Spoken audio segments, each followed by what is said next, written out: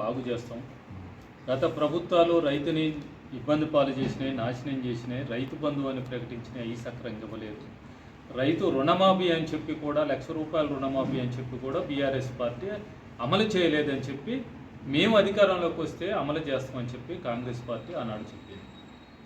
ప్రజలు కూడా నమ్మారు. బీఆర్ఎస్ పార్టీ అధికారంలో ఉండి కూడా ప్రకటించింది అమలు చేయలేదు. కాంగ్రెస్ పార్టీ అధికారంలోకి వస్తే అమలు చేస్తుందని రైతుకు ఆశ ఉంది. ఎందుకంటే రైతుకు పండించిన పంట గిట్టుబాటు ధర లేదు, ప్రభుత్వం కొనుగోలు చేసేది లేదు. ఆ విధంగా రైతు నష్టపోతాడు. కంటి తుడుపుగా మాత్రమేనైనా ఈయన సహాయపడతాయి అని చెప్పి రైతులు భావించారు. రైతులు అప్పులు తెచ్చుకున్నారు. గతంలో అప్పులు ఇవాళ ₹2,00,000 రుణమాఫీ చేయాలి ప్రభుత్వం. నేను ₹1,00,000 ఒకసారి, ₹1,50,000 లోపు ఉన్న వాళ్ళకి ఒకసారి, 2 లక్షలకి ఆగస్టు 15వ తారీఖులో పూర్తి చేస్తామని చెప్పారు. చెప్పేదానికి ఏం చేశారు? 2 లక్షల కన్నా ఎక్కువ బాకీ ఉంటే అది కడితే ఇస్తాం అనేది చెప్పినామని చెప్పంటున్నారు. అది కూడా స్పష్టంగా చెప్పలేదు. ఇవాళ 2 లక్షల లోపే కాదు, ₹1,00,000 లోపు ఉన్న రైతులకు కూడా ఇంకా రుణమాఫీ కాలేదు. వీళ్ళు చెప్పినట్టుగా 1,50,000 వరకు వేసినామని చెప్పినప్పటికీ 1,50,000 లోపు కాదు, 1,00,000 లోపు ఉన్న వాళ్ళకు కూడా ఇంకా రుణమాఫీ కాలేదు. కారణం ప్రభుత్వం దానికి కొన్ని షరతులు పెడుతుంది. రేషన్ కార్డు ఉండాలి. రేషన్ కార్డు ఉండాలని నువ్వు చెప్పినప్పుడు రైతు రుణం తీసుకునేటప్పుడు రేషన్ కార్డు ఉన్నా లేకపోయినా కూడా తనకు భూమి ఉంది, అప్పు తెచ్చుకున్నాడు. అప్పు తెచ్చుకున్న రైతుకి నేను రుణమాఫీ చేస్తున్నాను. ఆనాడు నువ్వు ఏది కార్డులు అని కానీ, రేషన్ కార్డులు అని కానీ, ఇంకో షరతులు కానీ ఇవన్నీ పెట్టాల. ఈనాడు అధికారంలోకి వచ్చిన తర్వాత ఈ షరతులు పెట్టి రైతులను మోసం చేస్తాం. ఇప్పటికైనా ప్రభుత్వం గుర్తించి వాళ్ళు చేసినటువంటి వాగ్దానం ₹2,00,000 లోపు ఏ రేషన్ కార్డు పెట్టద్దు. ప్రతి రైతు అప్పు తీసుకున్న రైతుకి ఖచ్చితంగా ₹2,00,000 మాఫీ చేయాలి. అంతకన్నా ఎక్కువ ఉన్న రైతు కూడా నువ్వు ఇచ్చే 2 లక్షలు ఇచ్చేస్తే ఆ రైతు మిగిలిన బాకీ రైతు కట్టుకుంటాడు తప్ప, నువ్వు బాకీ కడితేనే నేను ఇది ఇస్తా అని చెప్పటం ప్రభుత్వానికి ఇది సరైనది కాదు.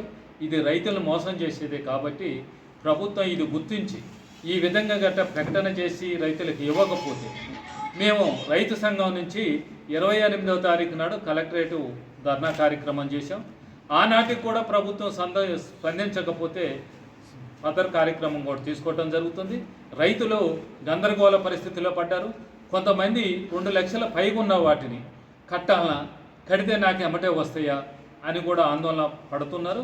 దానికి కూడా బైషరతుగా ఒక నిర్దిష్టమైన హామీ ఇవ్వకపోతే రైతుల ఆగ్రహానికి ప్రభుత్వం గురి కావాల్సి వస్తుందని చెప్పి హెచ్చరిస్తాం. ఈ రుణమాఫీకి 18,000 కోట్లు కేటాయించినప్పటికీ కూడా ఇవాళ అబాస్ పాలైనది రైతాంగంలో. ఎందుకంటే సరైనటువంటి విధానాన్ని అనుసరించకపోవడం వల్ల 2007లో కాంగ్రెస్ ప్రభుత్వం రుణమాఫీ చేసింది. ఏ షరతులు పెట్టలేదు, అది అమలు చేసింది. టీఆర్ఎస్ ప్రభుత్వం 2 విడతలు అమలు చేసింది, అవి ఏ షరతులు లేవు.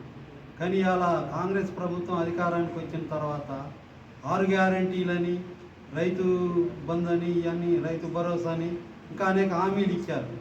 వీటన్నిటిని అమలు చేసేటువంటి దాంట్లో ఏదో మొక్కుబడిగా చేసిన అనిపించుకోవడం కోసం చేస్తూ ఉన్నారు తప్ప ఇంకోటి కాదు. అందుకని ఈ రైతు బంధులోనే ఈ 6 గ్యారంటీలు అమలు చేయడంలో కానీ, ఈ రైతు భరోసాను అమలు చేయడంలో కానీ చాలా తాత్సారం చేసింది. ఆగస్టు 15 కల్లా అమలు చేస్తానన్నావు కదా అని చెప్పి ఇటు ప్రతిపక్ష పార్టీలు విమర్శిస్తున్న పేరుతోటి హడావుడిగా 18,000 కోట్లు కేటాయించేసి మొత్తం పూర్తి చేసామని చెప్పి ప్రకటించేశారు. కానీ వాస్తవంగా పరిశీలిస్తే బ్యాంకుల చుట్టూ రోజు రైతాంగం తిరుగుతూ ఉంటే అర్థమవుతుంది. ప్రభుత్వం చెప్పేటువంటి లెక్కల్లోనే 40,000 కోట్లు ఖర్చు అవుతుందని చెప్పి అంచనా వేసి 26 కోట్లు బడ్జెట్ కేటాయించి 18,000 కోట్లే ఇవాళ ఖర్చు పెట్టినటువంటి పరిస్థితి ఉంది. అంటే మన జిల్లాలో మొత్తంగా కూడా 3,70,000 మంది రైతులకి ఇంకా 1,15,000 మందికే వచ్చింది. మిగతా వాళ్ళకి 2 లక్షల మందికి రావాల్సినటువంటి అవసరం ఉంది. దీనికి అనేక సాంకేతిక కారణాలని చెప్తా ఉన్నారు. అవే కాదు, ఇవి ఎట్లా తగ్గించుకోవాలనేటువంటిది ఈ ప్రభుత్వం చూస్తుంది. అందుకని మనం శ్వేతపత్రాన్ని విడుదల చేయాలని మనం డిమాండ్ చేస్తూ ఉన్నాం. మొత్తం రాష్ట్రంలో ఎంతమంది రైతులు అప్పులు ఉన్నారు, 2 లక్షల మించి ఎంత ఉన్నారు, 2 లక్షలు ఎంత ఉన్నారు, ఇవన్నీగా కూడా ఎంతమందికి ఇచ్చినాం అనేది శ్వేతపత్రాన్ని డిమాండ్ చేయాల్సినటువంటి అవసరం ఉంది. ఇవాళ పొంగులేటి శ్రీనివాసరెడ్డి అంటున్నాడు ఇవాళ మరో 12,000 కోట్లు కాడ మొత్తం 31,000 కోట్లు ఖర్చు పెడతాను అని చెప్తా ఉన్నారు. అంటే వాళ్ళ కుటుంబ నిర్ధారణ చేయాలని అంటే ఆ పేరుతోటి సాకేత ధోరణి అనుసరిస్తారు తప్ప అది ఆచరణలో అమలు జరగదు, కాలయాపన చేయడానికి తప్ప. అందుకని తక్షణమే కాంగ్రెస్ ప్రభుత్వం ఏదైతే 2 లక్షలను ప్రకటించిందో ఆ 2 లక్షలు అమలు చేయాలి. అట్లా కాకుండా కుటుంబ నిర్ధారణ పేరుతోటి కాలయాపన చేయటం కానీ, అట్లనే 2 లక్షలు ఉన్నటువంటి పైగా ఉన్న వాటిని అవి కడితేనే ఇస్తామనేది అంటే ఇది రుణమాఫీని ఎగ్గొట్టడానికి అనేది అర్థం చేసుకో. ఎందుకంటే ఎన్న ఒప్పుకున్నారు 2 లక్షలు ఇస్తామన్నారు అంటే మిగతా దానికోసం కూడా ఇవాళ వ్యవసాయ పెట్టుబడులు పెట్టేటువంటి కాలంలో మిగతా అప్పు తెచ్చి ప్రైవేటుగా మళ్ళా చేసాలంటే మళ్ళీ అప్పుల పాలు కావాల్సిన పరిస్థితి. ఎందుకంటే గతంలో టీఆర్ఎస్ ప్రభుత్వంగా కూడా అప్పు మొత్తంగా కూడా విడతల వారీగా 6 సంవత్సరాలు పట్టింది. ఈ 6 సంవత్సరాలు పెరిగిన వడ్డీ అసలుకి రాని పరిస్థితి ఉన్నది. అందుకని కాంగ్రెస్ ప్రభుత్వం ఇప్పటికైనా తను అనుకున్నట్టుగా అమలు చేయకపోతే గత ప్రభుత్వానికి పట్టినటువంటి స్థితి పడతా ఉంది. అందుకని దీన్ని రైతాంగాన్ని సమీకరించి ప్రభుత్వం మెడలు ఉంచి దాన్ని అనుకున్న మేరకు సాధించుకోవడానికి ఈ నెల 25న కలెక్టరేట్ కార్యక్రమాన్ని నిర్వహించడం జరుగుతూ ఉన్నది. దీని కార్యక్రమానికి అందరూ పాల్గొనేటట్టుగా మీ ద్వారా ప్రజల దృష్టికి తీసుకోవాలని కోరుతున్నాను.